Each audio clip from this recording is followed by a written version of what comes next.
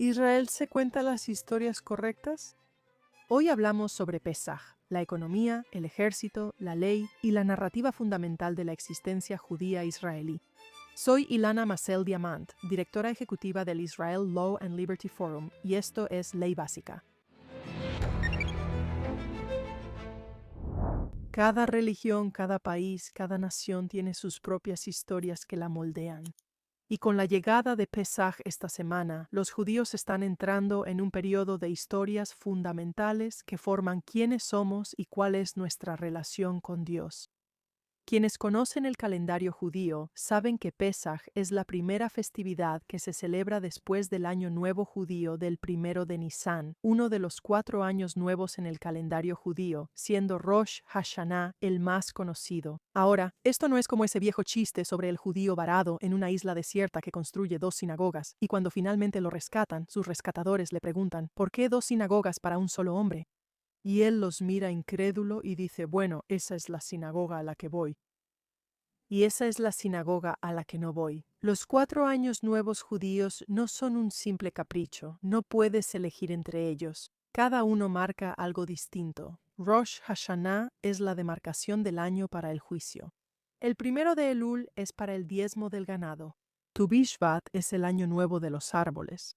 El 1 de Nisan, que es el mes en el que ocurre Pesaj, es el momento desde el cual contamos el reinado de los reyes y nuestras festividades. Así que Pesaj es, en el sentido religioso más preciso, la primera festividad del año judío.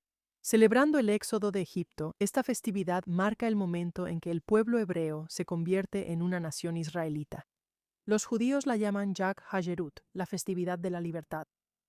En Pesaj se nos llama a revivir el camino hacia la libertad, sentir la crueldad de los opresores, ver cómo se desarrollan las 10 plagas ante nuestros ojos y abrazar la grandeza del milagro de la redención.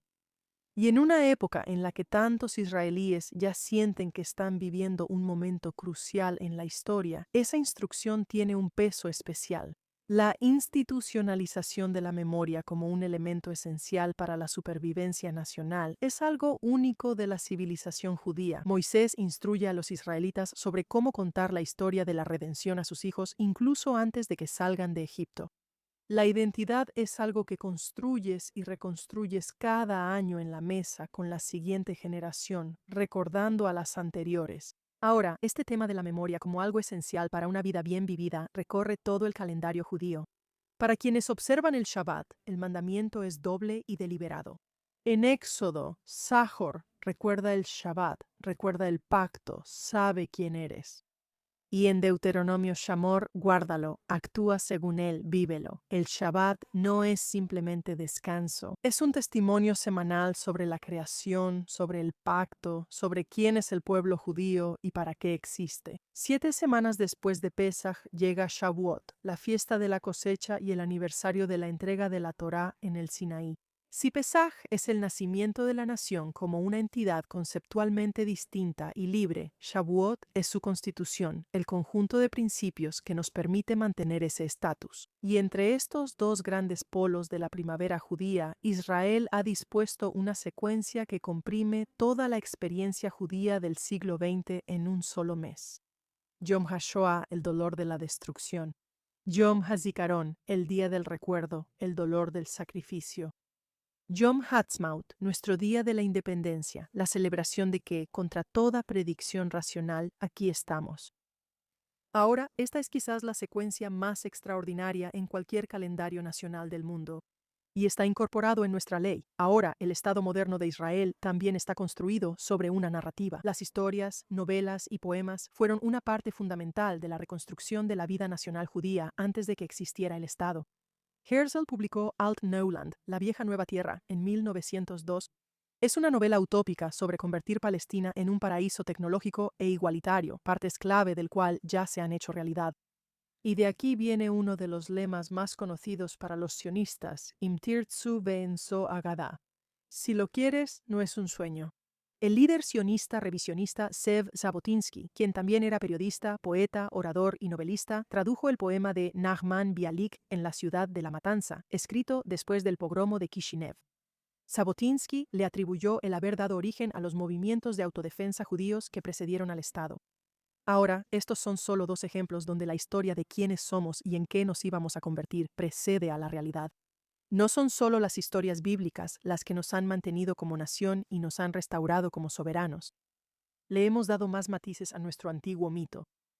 Juntas son la clave para nuestro futuro, y eso me lleva a mi punto central. Verán, en varias áreas de la vida pública israelí, las historias y la conducta como que se han separado. No estamos aquí para repartir culpas, eso es contraproducente, pero sí necesitamos volver a alinear el comportamiento, las políticas y la vida institucional con las historias sobre nosotras mismas en las que decimos creer. Tomemos la economía. La historia de innovación de Israel es realmente asombrosa. La alta tecnología ahora constituye aproximadamente el 18% del PIB de Israel y casi la mitad de todas las exportaciones israelíes. Waze, ICQ, Checkpoint, Mobileye, Cúpula de Hierro, inteligencia artificial, más empresas listadas en Nasdaq que cualquier otro país fuera de Estados Unidos, Canadá y China. Aproximadamente el 11% de la fuerza laboral genera el 25% de todos los impuestos sobre la renta. Ahora, esto es un verdadero milagro y merece todo el reconocimiento que recibe. Pero la historia del país de las startups abarca aproximadamente al 10% de los trabajadores israelíes y para el resto la situación es diferente. Cada vez se describe más a Israel como una economía dual, con un sector exportador globalmente competitivo que coexiste con extensas áreas de baja productividad.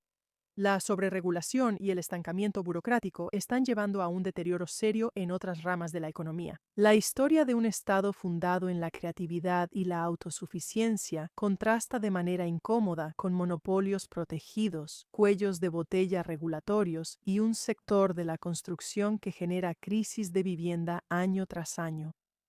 Conocemos la historia. Conocemos nuestras increíbles capacidades. El reto es redirigirlas para alinear nuestra realidad con la imagen de nosotras mismas que tanto valoramos. A continuación, la concepción de seguridad. Haconcepcia. La palabra significa algo entre una doctrina, una visión del mundo y una ilusión cómoda. Bajo el lema, un ejército pequeño e inteligente, Israel disminuyó el tamaño de sus fuerzas terrestres, redujo las reservas de municiones y aumentó su dependencia de la tecnología y la inteligencia a costa de mantener tropas poderosas y bien entrenadas. Israel se había dicho a sí mismo que ya no era un Estado en primera línea, sino una sociedad mediterránea experta en tecnología que había trascendido las viejas preguntas existenciales.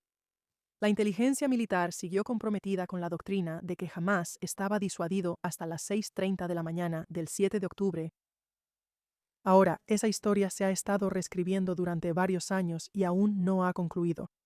Pero la pelea sobre la comisión de investigación, por ejemplo, de la que ya hemos hablado en este programa, es literalmente una pelea por el control del relato. ¿Qué versión queda grabada en la memoria nacional? ¿Cuál se entierra silenciosamente y en qué se convierte Israel como resultado? No podemos evadir la responsabilidad de generar esa narrativa de una manera significativa y honesta. Y por último, solo por un minuto, hablemos de la ley. Porque para un país sin constitución, Israel ha generado un cuerpo notable de doctrina, controversia y conflicto institucional. La frase Estado de Derecho se ha utilizado como arma de maneras que han corroído aquello que se suponía debía proteger. Los tribunales la han usado para justificar expansiones del poder judicial que nunca fueron legisladas. Los políticos han utilizado la reacción en contra para justificar la falta de rendición de cuentas en la legislación. Somos un país que se enorgullece del Estado de Derecho, pero parece que no podemos decidir quién gobierna y cuál es realmente la ley en demasiados asuntos. Esto es falta de alineación. Y no es lo que somos. Somos un pueblo que enfrenta desafíos y supedita las preferencias personales al bien común. Ahora, alguien podría cuestionar mi planteamiento aquí porque tal vez el problema no sea alinearse a una historia, sino ponerse de acuerdo sobre cuál es esa historia. ¿Son compatibles o están en conflicto los valores judíos y democráticos? ¿Necesitamos tribunales poderosos para proteger las normas en ausencia de una constitución? ¿O dependemos de la democracia representativa? ¿Con constitución o sin constitución? Estas son preguntas reales y no las descarto. De hecho, mi carrera está dedicada a fomentar el debate sobre ellas. Pero por ahora prefiero dejar esas discusiones para otro episodio. Y estoy segura de que si llevamos a cabo estos debates de buena fe y de manera intelectualmente honesta, llegaremos a un consenso saludable o al menos a una forma de avanzar. Lo que importa hoy es esto. Somos un pueblo con una historia muy larga de luchar con la ley, ya sea divina, rabínica o comunitaria, y una historia muy corta de construir un Estado civil. Así que estamos en las primeras etapas de ese proyecto, no en las finales. El desorden es una señal de cuánto trabajo queda por hacer. Y la alineación es nuestro desafío. Pero antes de terminar, hay una prueba que realmente vale la pena tener muy presente. Verán, tras el 7 de octubre, el Jewish People Policy Institute descubrió que, entre los menores de 25 años, la generación de soldados, 1 de cada 3, dice observar más tradición que antes. 1/3 de los jóvenes judíos en Israel dice que está rezando más. Algo ha pasado por la sociedad israelí que no fue puesto ahí por una política gubernamental ni por un decreto rabínico, y ni siquiera es solo eso. Verás, Israel ocupó el 8º lugar en 2020. En el Informe Mundial de la Felicidad, en medio de una guerra multifrontal de 2 años y medio, los investigadores señalan que la clasificación refleja capas estructurales más profundas de la salud social, más que la agitación del momento, que es precisamente el punto. Israel también tiene la tasa de fertilidad más alta del mundo desarrollado, con 2.9 hijos por mujer, casi el doble del promedio de la OCDE. Cuando una sociedad en crisis aún elige tener hijos a ese ritmo, está expresando confianza en el futuro. Y todo esto nos dice que la historia fundamental de Israel es fuerte. Los israelíes, bajo presión, recurren a la identidad judía, a la oración, al lenguaje del pacto y la memoria, y vuelven la mirada unos a otros y a la siguiente generación. El alma de esta nación no es el problema. La pregunta es simplemente si estamos construyendo y cómo lo estamos haciendo las instituciones que sean dignas de ella. Y ese es el trabajo de alinearnos, no con cualquier historia, sino con las mejores que tenemos. Historias sobre quiénes somos en nuestro mejor momento y el potencial completo de lo que podemos llegar a ser. Tenemos la obligación de abrazar esas narrativas y de tomar acciones que correspondan a ellas en la forma en que gobernamos, en cómo construimos, en cómo debatimos y en cómo nos tratamos unos a otros. Y especialmente ahora, en este momento, tanto en el calendario judío como en el israelí, con toda la conmemoración y la celebración que nos esperan este mes, podemos recordarlo y recordar tomarlo en serio. Ese reto de cómo cultivar tanto a las personas como a las ideas necesarias para llevar a este país hacia la seguridad, la prosperidad y la cohesión es uno fundamental para el Israel Law and Liberty Forum y el Keilut Center en el que nos encontramos.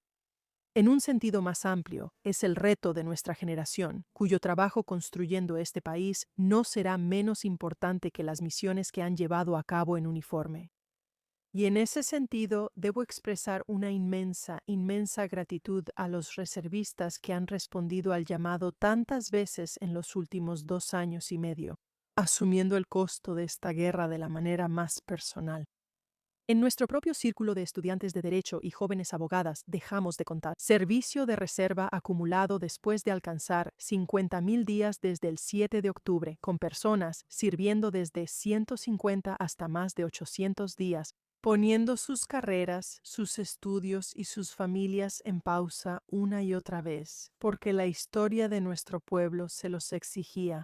La Pascua judía nos recuerda vernos como parte de una historia continua, hacerla vivir en nuestro tiempo y transmitirla a quienes vienen después de nosotros. Y esta Pascua judía, quizás especialmente en un año electoral, es un buen momento para empezar a cerrar las brechas también en la vida civil de nuestro país. Si lo queremos, no es un sueño. Ahora, una última palabra para quienes buscan buenas causas en esta temporada, además del Centro Keilut y JNS. 2 de mis favoritos son Ashomar Hadash, que apoya a los agricultores y comunidades agrícolas de Israel en la primera línea y que actualmente está llevando a cabo una campaña para financiar la construcción de refugios muy necesarios en las tierras agrícolas estratégicas de Israel. También está Magen David Adom, servicios de emergencia, cuyos voluntarios han sido indispensables durante toda esta guerra. Los enlaces están disponibles en la descripción del programa. Y finalmente, para quienes celebran Yag Pesach Kasher Ve Sameach y Yag Herut Sameach.